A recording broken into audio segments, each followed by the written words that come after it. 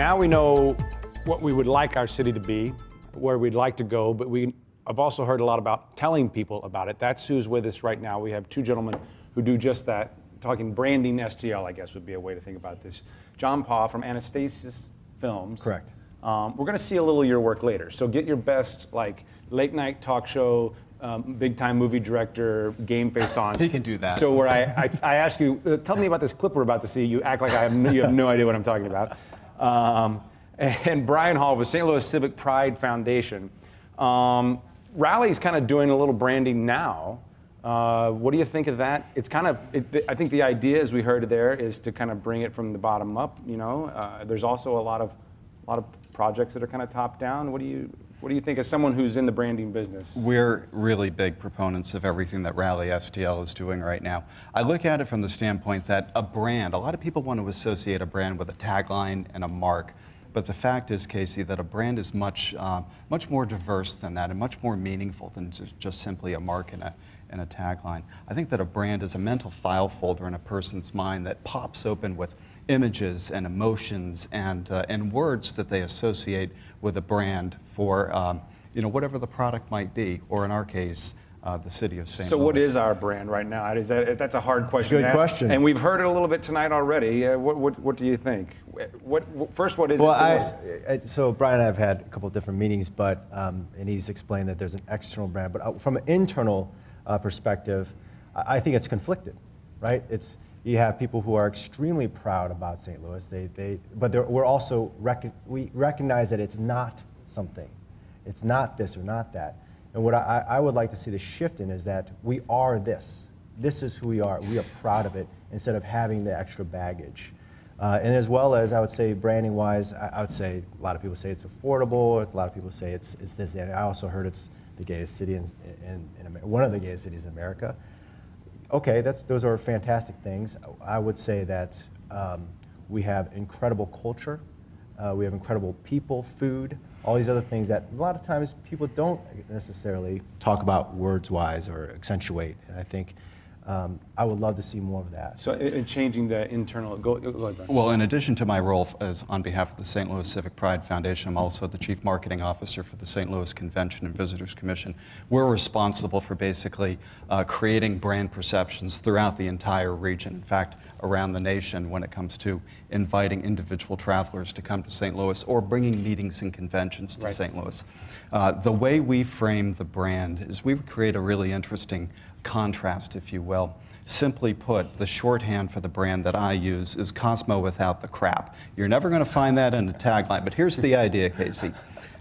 As a result of the fact... Hang on, I got to write that down. As a result of the fact... Somebody tweet that. That's 2 C's, right? That's right. Okay. Cosmo without the crap. And what that means is this, that we offer you everything that you expect of a first-tier, world-class, cosmopolitan city experience. We have nightlife, we have dining, we have culture, we have entertainment. We've got all of that you expect out of a city much larger than St. Louis, like Chicago.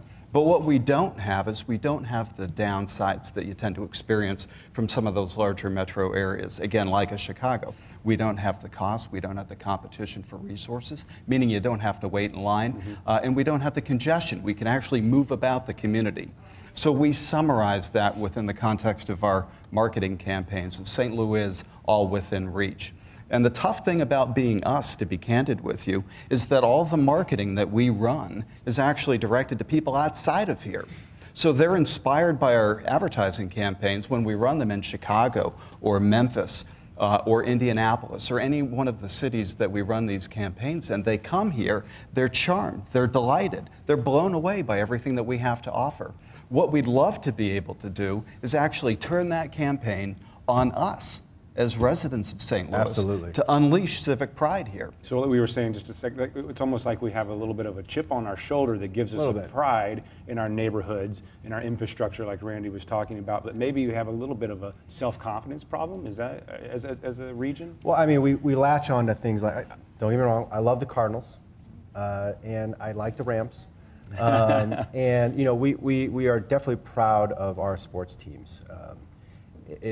We latch onto those things as a point of major pride. And yet I think there's just, again, there's a fullness, I think Brian was describing, a fullness of our city that we aren't appreciating because things like crime, things like whatever it's going to be, seem to eclipse those things, which I think are sad because there's no reason why they should, and the media latches onto that. Now, it's not an either-or proposition. It doesn't have to be, I would No. guess. It doesn't have to be, you don't have to give up your pride in the Cardinals and the Rams to love whatever else there might be that we could elevate. Right. It doesn't eclipse your opportunity to love the neighborhood that you run, Yes. that you live in. Absolutely. It doesn't. If you're a bike enthusiast and you like cycling throughout the community, plus you like going to Cardinal games, that's cool too. Brands can be multidimensional. This community is indeed multidimensional.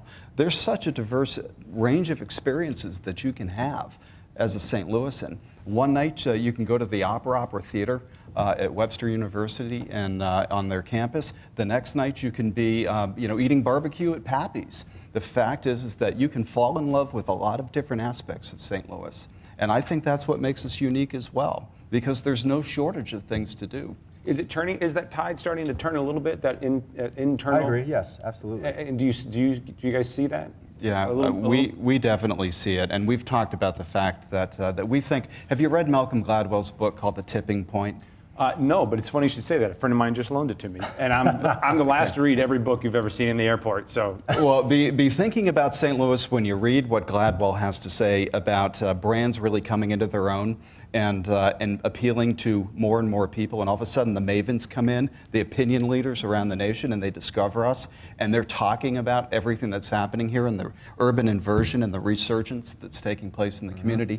And I predict within the next 5 to 10 years, we're going to have a major acceleration in our growth moving forward. I completely agree. I was just seeing in the past 3 or 4 years, and we talked about this before, is that you see a critical mass. He's using a tipping point. I've been saying there's a critical mass that's happening, and whenever I look, and I know a lot of other entrepreneurs who look around St. Louis, and I'm going to talk about specifically the city. You just all you see is opportunity. Yeah. You see these beautiful buildings. You see these business owners. You can get something very affordably, bring it back to life, and have your business.